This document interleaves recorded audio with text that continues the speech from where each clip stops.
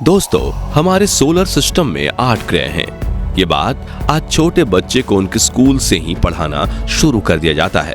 लेकिन क्या आप जानते हैं, हमारा सोलर सिस्टम हमेशा से ऐसा नहीं था।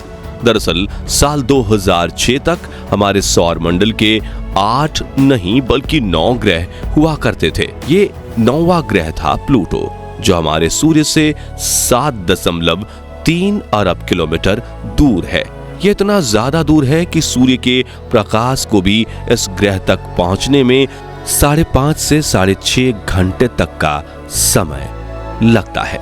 यही वजह है कि प्लूटो को आज भी हमारे सोलर सिस्टम की एक बेहद रहस्यमय दुनिया माना जाता है। तो प्लूटो की इस अंधेरी दुनिया में कौन कौन से रहस्य छुपे हैं? क्या यहाँ जीवन संभव हो सकता है? और कैसी है प्लूटो की ये भयानक दुनिया? इन सब सवालों के जवाब आज हम आपको देने वाले हैं। साथ ही आपको बताएंगे कि प्लूटो को सौर मंडल के ग्रहों की श्रेणी से आखिर क्यों निकाल दिया गया था। इसलिए वीडियो को अंत तक जरूर देखिएगा। साथ ही अगर आप चैनल पर नए हैं तो इसे सब्सक्राइब भी जरूर करें। दोस्तों, प्लूटो हमेशा से ही हमारे सौर मंडल में शामिल नहीं था, बल्कि इसकी खोज से पहले सोलर सिस्टम में सिर्फ 8 ग्रह ही मौजूद थे। लेकिन आज से 93 वर्ष पहले कुछ ऐसा हुआ जिसने इन ग्रहों की संख्या 8 से बढ़ाकर 9 कर दी। दरअसल 18 फरवरी 1930 के दिन एक अमेरिकी खगोल शास्त्री क्लाइड टमारबा ने सौर मंडल के अंदर एक नए ग्रह की खोज की, और यह नया ग्रह कोई और नहीं बल्कि प्लूटो ही था। यह इंसानों द्वारा क्यूपर बेल्ट में खोजा गया सबसे पहला ऑब्जेक्ट था, इसलिए भी यह खोज बहुत ज्यादा खास थी।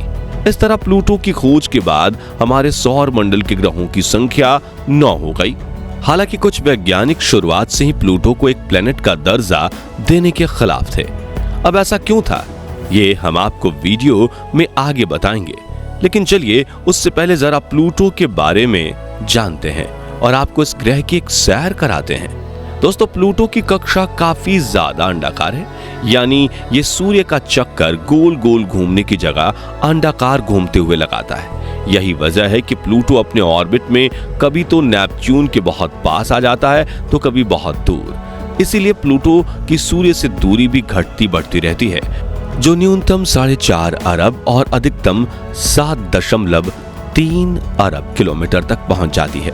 साथ ही पृथ्वी से इसकी दूरी करीब 5 अरब किलोमीटर है। प्लूटो को सूर्य का एक पूरा चक्कर लगाने में पृथ्वी के तकरीबन 248 साल जितना समय लगता है। यानी प्लूटो पर एक साल हमारी पृथ्वी के 248 साल के बराबर होता है। वहीं दिन की बात करें तो प्लूटो पर एक दिन 153 घंटे का होता है।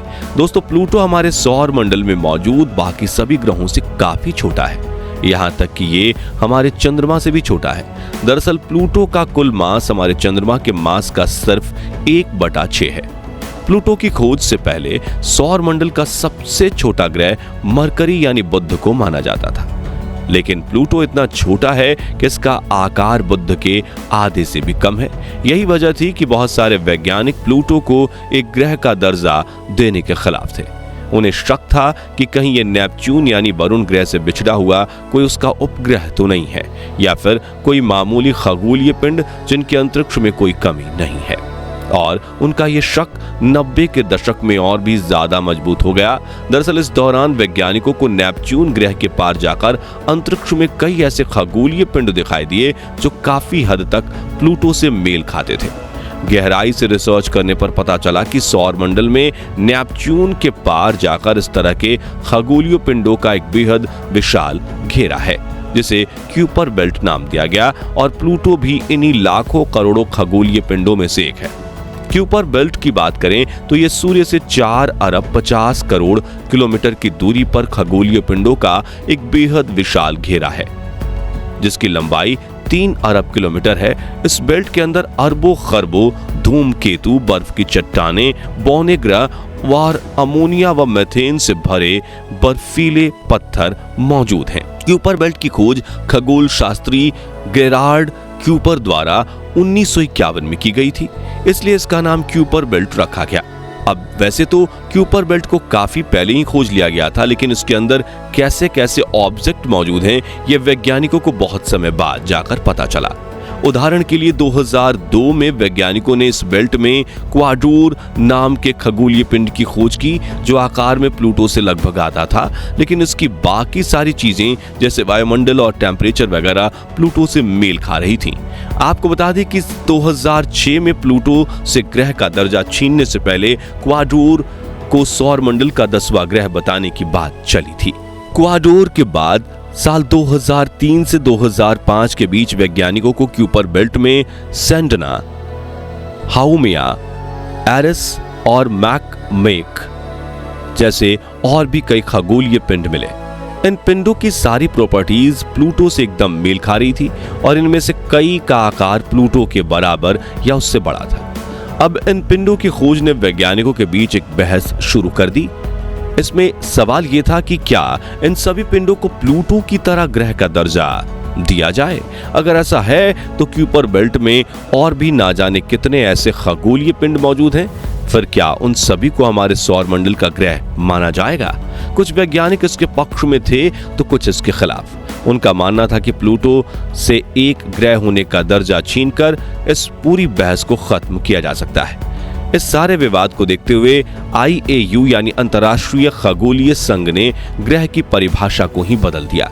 उन्होंने 24 अगस्त 2006 के दिन करीब 2500 वैज्ञानिकों के साथ एक मीटिंग इवेंट करके यह तय किया कि किसी भी खगोलीय पिंड या ऑब्जेक्ट को ग्रह होने के लिए 3 क्राइटेरिया को फुलफिल करना होगा। इसमें पहला था कि वो पिंड गोल होना चाहिए, दूसरा था कि वो अपने स्टार का चक्कर लगाना चाहिए।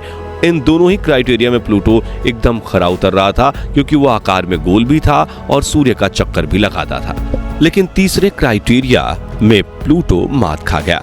दरअसल तीसरा नियम यह था कि वो आकाशीय पिंड अपने आसपास के एरिया को साफ रखे। इसका मतलब यह है कि इस ग्रह के आसपास कोई भी खगोलीय पिंड मौजूद ना रहे और अगर हो भी तो ये एक सीमित घेरे में उसे के चक्कर लगाएं जैसा कि चंद्रमा पृथ्वी के लगाता है।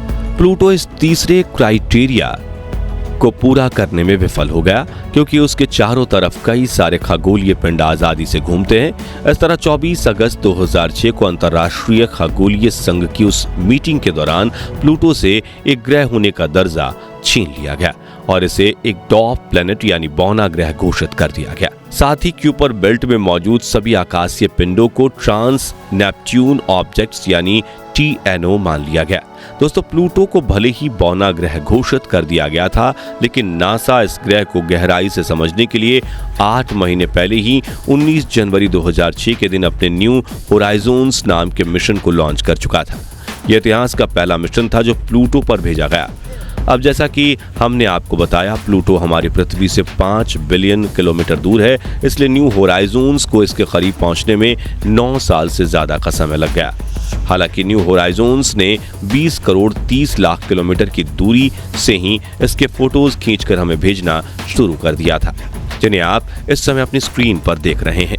ये तस्वीरें बेहद चौंकाने वाली थीं, क्योंकि इससे पहले हमने प्लूटो को इतने डिटेल में कभी नहीं देखा था।